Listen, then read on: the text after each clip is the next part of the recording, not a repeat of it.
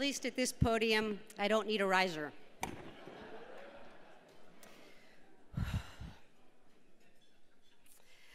Thank you so much, Evan and Mark. That was a lovely introduction. And Geoff and Kate, that was a great video. I so appreciate you taking the time to do that. I'm very grateful to Equality California for honoring me with this award. I'm so humbled to be in the presence of Bevan Dufty, Nancy Pelosi, and George Takei, and to be honored among them. It's very special. I'm very appreciative of the many friends and family members who are here with me tonight.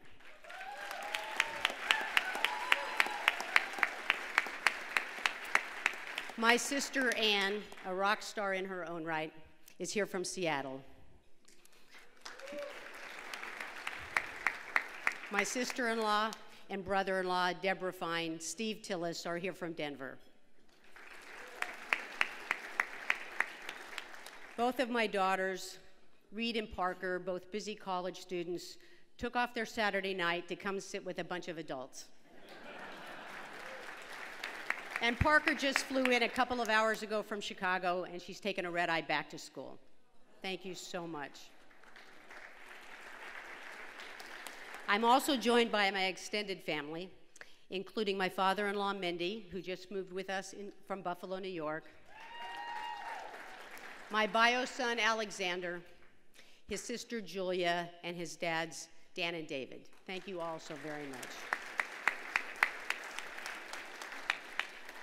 And a very special thank you to the most important person in my life, Naomi, without whom I wouldn't get to do the work that I am so privileged to do in this world.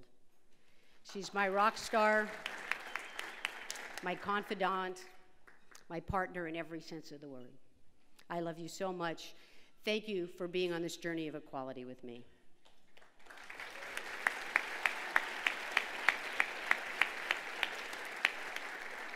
My first work with Equality California was before it was even called Equality California. It was called California Alliance for Pride and Equality, or CAPE.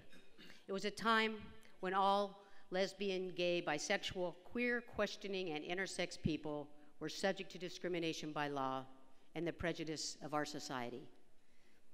Fortunately, through the courage of those who made themselves visible, hearts and minds have been changed, and through the tenacity of those who have fought in the courts and in the political arenas, some of whom are here, many discriminatory laws have been overturned or averted and non-discrimination laws enacted. We have so much to be proud of in terms of LGBT equality, particularly the right to marry, which I've done 3 times to the same woman.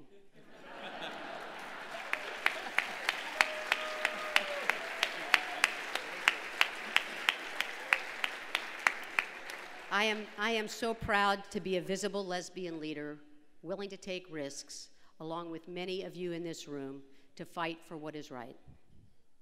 Unfortunately, as we celebrate our very significant progress, we are in the throes of a fierce counter-movement. Our hard-won anti-discrimination laws are being challenged and in some cases repealed. Religious exemption legislation, which legalizes discrimination, is proliferating. In addition, while acceptance in the US military and our right to marry set important precedents, gay people can still be fired and denied services in 32 states. And there are people for whom being gay or transgender contributes to their already significant burden.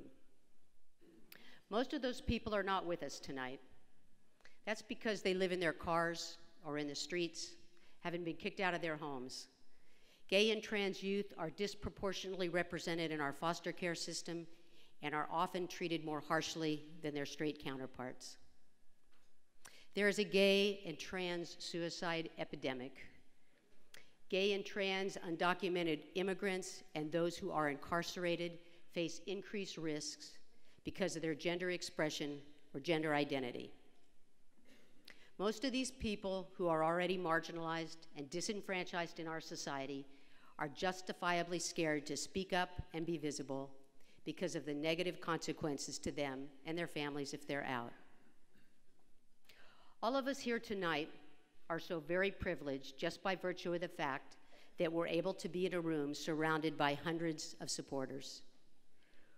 With that privilege comes an immense responsibility.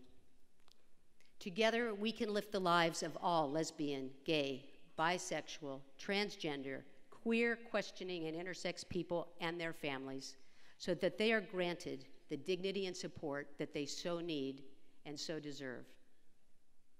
I am proud to have served as co-chair for Equality California's board to bring in new leadership, including Geoff Coors, who set a course for Equality California to become a national leader, standing strong to fight for a fair and just society for all the communities of which LGBT people are a part. I accept this Geoff Coors Leadership Award not only for the work I've done, but also as a symbol of my commitment and Equality California's commitment to continue the work that still needs to be done. I hope you will join me and EQCA on this journey. As we take pride in all of our successes, let's make sure that we don't lose ground. Let's contribute to lifting everyone up in our community. Let's continue to speak up and speak out for those who cannot speak up for themselves. Let's leave the next generation an equality landscape we can all be proud of. Thank you all so very, very much for this award.